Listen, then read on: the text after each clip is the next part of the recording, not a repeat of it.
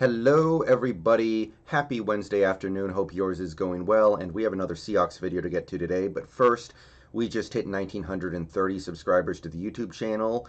I want to give a shout out to all my subscribers, and of course, as always, special tip of the cap goes to the 23 as of right now channel members, including elite members HaWKxXA and Brent and Mikel, and new channel member as of last night, Sica. If you guys were not supporting my content, I would not be making it. Thank you. All right, let's swing into the Wednesday content for the Seattle Seahawks, the Wagner Watch. How did Bobby Wagner play against Arizona? How is he playing through 10 games? Is he warranting his massive 2020 salary? Is he warranting keeping around for 2021 on an even bigger salary? These are the questions we must answer. Tackles. We all know Bobby does well here. He racks up the tackles, and I tell people all the time, tackles can only tell you a little bit, but the little bit they can tell us is that Bobby is constantly involved in the play. He had 9 tackles against Arizona. That's fine, but Bobby always takes care of that stat, and we know that. So he's on pace to get maybe 151 or 152 tackles this year. Solid. Sacks. Did not pick up any sacks against Arizona. He's still at 3, which is above what I expected in 2020 already, as it is. Missed tackles, he did not miss a tackle against Arizona, which is a big deal because he's well ahead of the pace that I wanted him to be on in 2020 for missed tackles. So I think he's now had 2 games in a row where he hasn't missed a tackle. This is important. So hopefully he can close out 2020 without picking up too many more. His missed tackle percentage is 5.9%, which is above where I wanted it to be, and it's also exactly equal to where it was in 2019. So he's trending in the right direction, but this number still needs to come down. So yeah, just keep it clean for the rest of the season, Bobby. Solo tackles, 56. This puts him pretty much exactly on pace for 90, which is what I kind of wanted to see from him in 2020. So he's doing fine here. He picked up, I think, 6 solo tackles against Arizona, so that's pretty good. 6 solo tackles in one game. Decent, not amazing.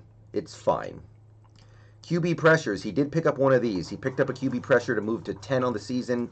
Double-digit QB pressures, well above what I expected, but it's also kind of what he needs to be doing given how much he's blitzing. So we're good here. And the QB pressure that he got, I believe, was one of the things that caused Kyler Murray to play in pain for the rest of that game. And you know, of course, I'm not rooting for the Seahawks to injure opposing players or anything like that. I don't do that.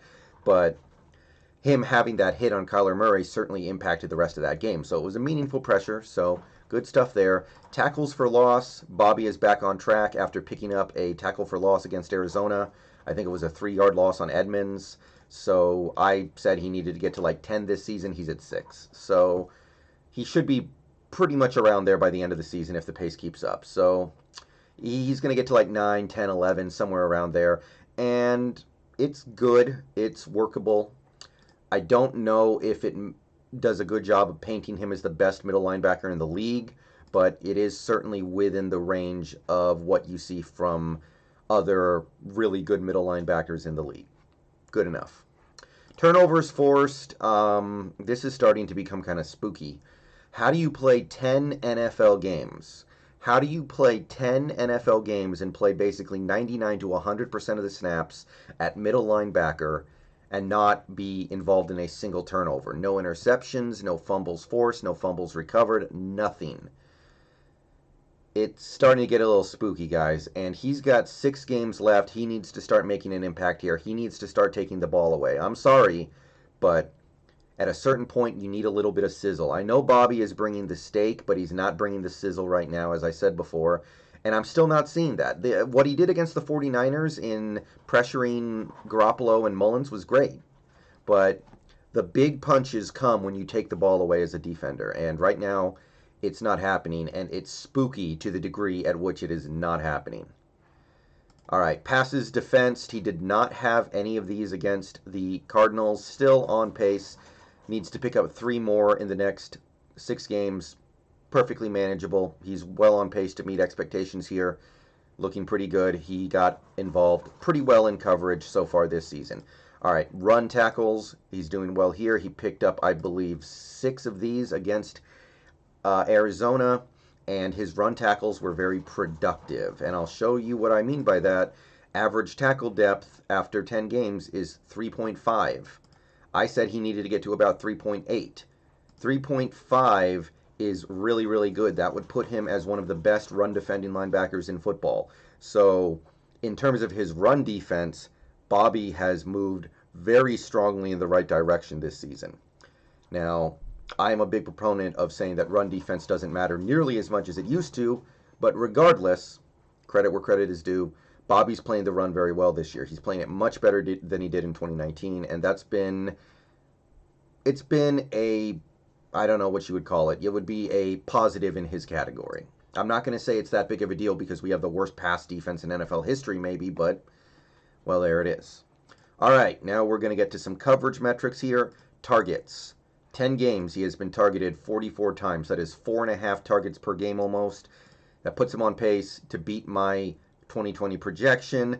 Again, I can live with this as long as the results of his coverage targets are not disastrous to the team, and so far they haven't been, but he is getting targeted a lot in coverage.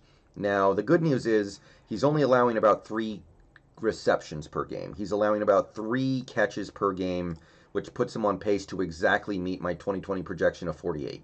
So, at the very least, he's done a good job cutting down on the number of receptions he's allowing in coverage. His completion percentage is 68.2, which is well below what it was last year, a little below my 2020 projection. We got a little something going on here. So this is not bad. For a middle linebacker, this is a pretty solid number, actually. Passing yards, also pretty good. Through 10 games, he's allowing less than 28 yards per game in coverage. 28 yards per game in coverage for a middle linebacker is pretty good. It's much better than he did last year. It's about in line with what he did the year before when he had maybe his best year ever. So this is going pretty well. And it looks like he's going to be below my 2020 projection of 500.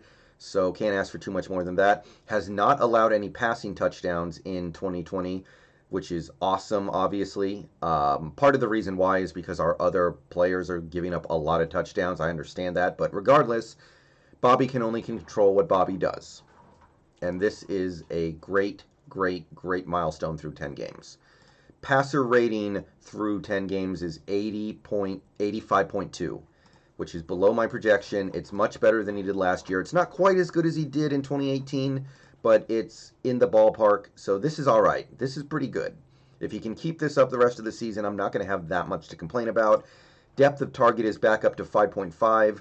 Again, I don't think this is that bad as long as the completion percentage is low, but the completion percentage is starting to creep up a little bit.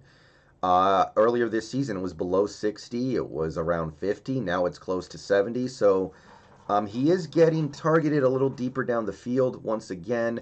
I don't think this is that bad when you apply context, but it could be better. All right, air yards. Through 10 games, his air yards are at 118. Last week, they were at 115. So air yards, he's doing quite well. He only allowed 3 air yards the whole game against Arizona, despite being targeted. Let's see, how many times did he get targeted against Arizona? 3 times. So pretty solid. Yards after the catch allowed so far is 160. Quite good. He's well on his way to beat my projection in 2020. So these coverage metrics are starting to smooth out. He's playing decent in coverage. Not amazing, but he's playing as well as he needs to be playing. The issues with coverage on this team seem to be concentrated entirely to the cornerbacks and defensive backs in general.